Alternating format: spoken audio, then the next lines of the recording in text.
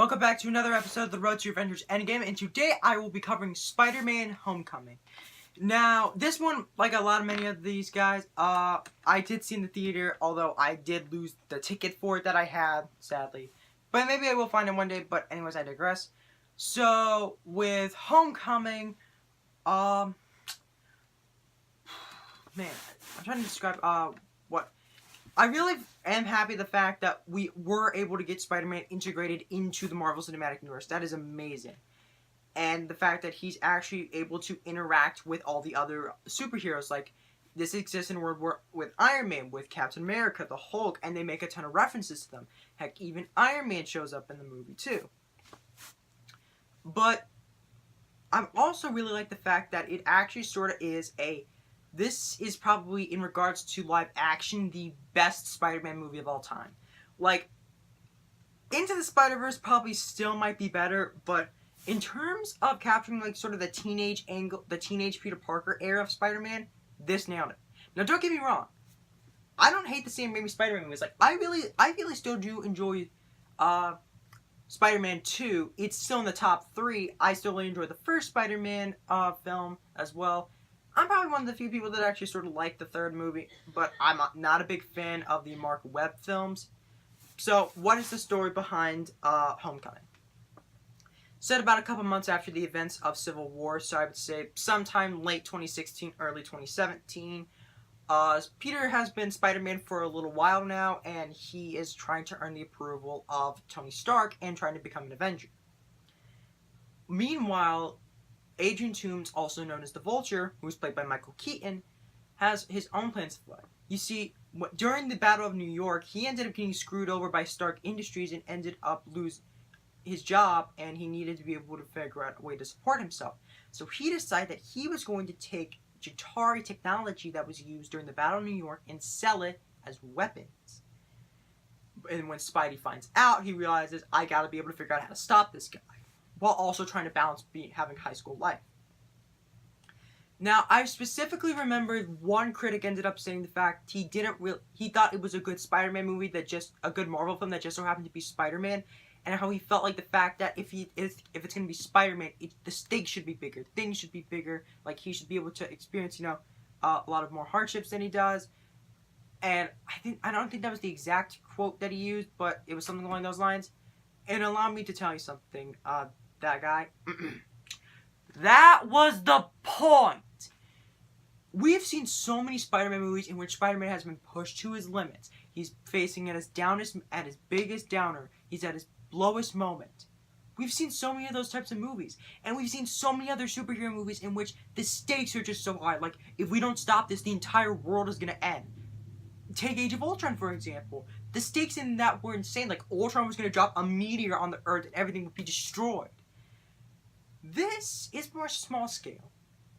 And it just doesn't show Spider-Man at his lowest moment, or even, like, during, like, his first day being Spider-Man. It just shows, just sort of what an average day in the life of Spider-Man would be like. And I actually really, really enjoy that. And not only that, but I actually think that Tom Holland is probably the best, live-action version of Peter Parker. Now, don't get me wrong, I don't hate Andrew Garfield or Tobey Maguire Spider-Man. But I sort of do feel like the fact that they do capture two different elements of Peter Parker. Tobey Maguire was definitely able to capture the more nerdy side of Peter Parker before he got bitten by the spider very, very well. Andrew Garfield definitely was able to capture the more smart alecky nature that he has whenever he becomes Spider-Man. Tom Holland is a perfect mix between the two. He is super smart, he is a genius, he is a bit of a nerd, but whenever he becomes Spider-Man, he always spews out one-liners, and he's always trying to, he always tells bad jokes whenever he's fighting enemies. Take the scene in which he's trying to fight off the bank robbers who wear Avengers masks. In fact, 1 second, that accidentally fell over. A lot of the inspiration for Homecoming actually came from the Ultimate Spider-Man line of comics. And in case you guys are wondering what Ultimate Spider-Man is, in the early 2000s, Marvel wanted to be able to sort of do a reboot and be able to introduce modern audiences to their superheroes without having to do what DC did with Crisis on Infinite Earths and completely reboot the entire universe.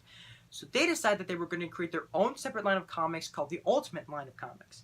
And this is where they were able to tell the modern day origin stories of these heroes if they were just starting out in the early 2000s, which was when they were coming out, but I digress. And a lot of that came from that period of Spider-Man comics. And I really, really like those comics, and I really enjoy that. Also, love how the fact that I love the focus on Peter's high school life. I thought it's really, really cool. I love his best friend Ned, and how for the best friend it wasn't Harry Osborn, it was somebody else. And for his love interest, it wasn't Gwen Stacy or Mary Jane Watson. It actually was Liz Allen, which was actually his first love interest originally before Mary Jane or Gwen Stacy were introduced.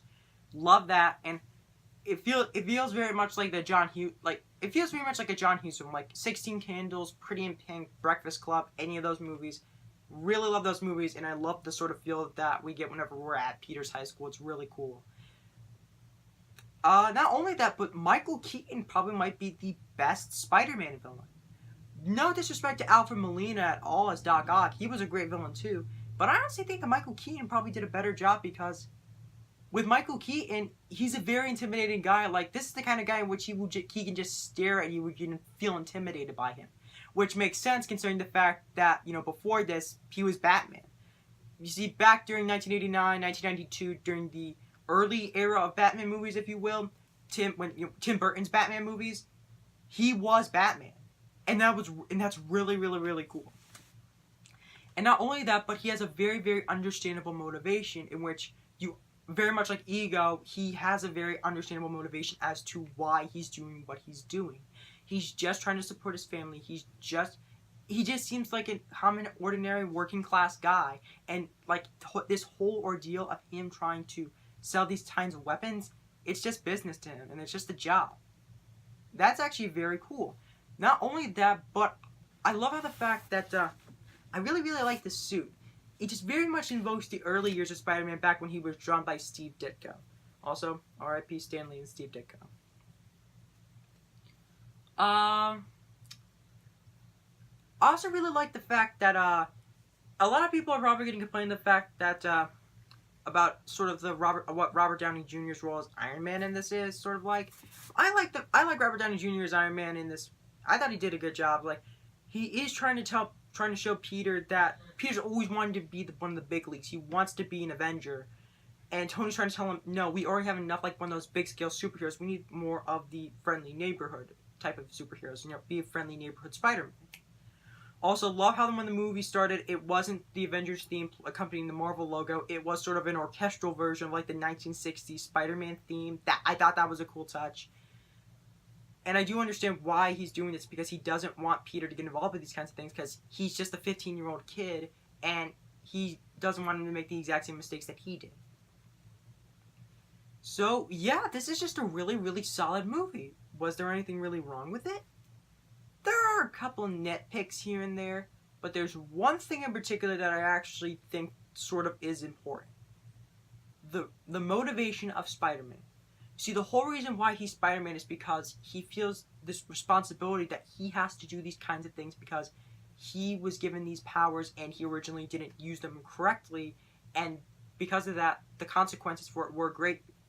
Uncle Ben dying and all that. By the way, very glad the fact that they did not go with the Uncle Ben, I'm very glad the fact that they did not show Uncle Ben getting shot at all. Very glad the fact that they did not do that, because it's very much like the Batman origin, which we're getting so sick and tired of seeing the origin over and over and over again.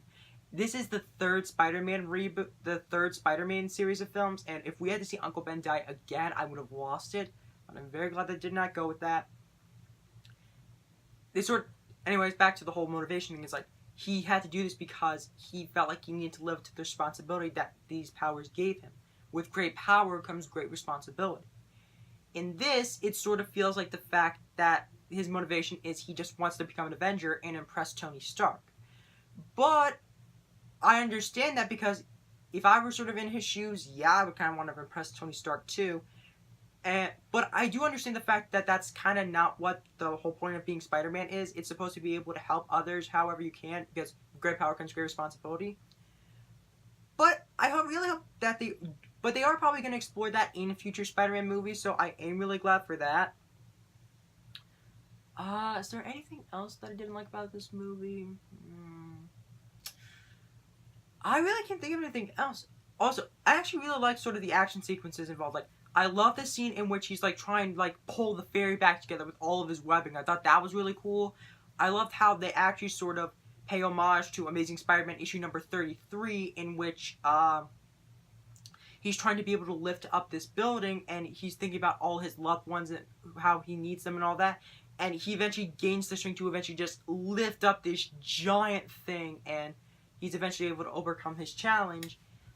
And I really like how they sort of do that in here, but they change it to sort of be like, earlier Peter's telling him, look, Tony, you don't understand, I'm nothing without the suit. And Tony's like, if you're nothing without the suit, then you don't need it at all.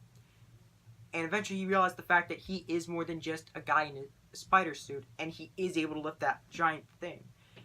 And also, not only that, but I love how the fact that this is one of the first Marvel movies in which the villain does not die at the end.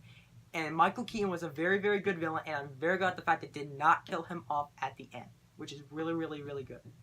So yeah, overall, I think Homecoming is probably, live action-wise, it's probably the definitive Spider-Man movie, but overall, I think Into the Spider-Verse might be a little bit better, like just a tiny bit better. But overall, I still think Homecoming is still a really, really good Spider-Man movie. It definitely is probably the definitive portrayal of the teenage Peter Parker in his high school years. I really, really enjoyed that. The villain was great. The action sequences were actually not that bad. Love the focus on Peter's high school life. So, Homecoming, I would give a 9 out of 10. So tune in next time, in which we are probably going to talk about the funniest Marvel movie, Thor Ragnarok. And I can't wait to talk about it. So until next time, stay gold.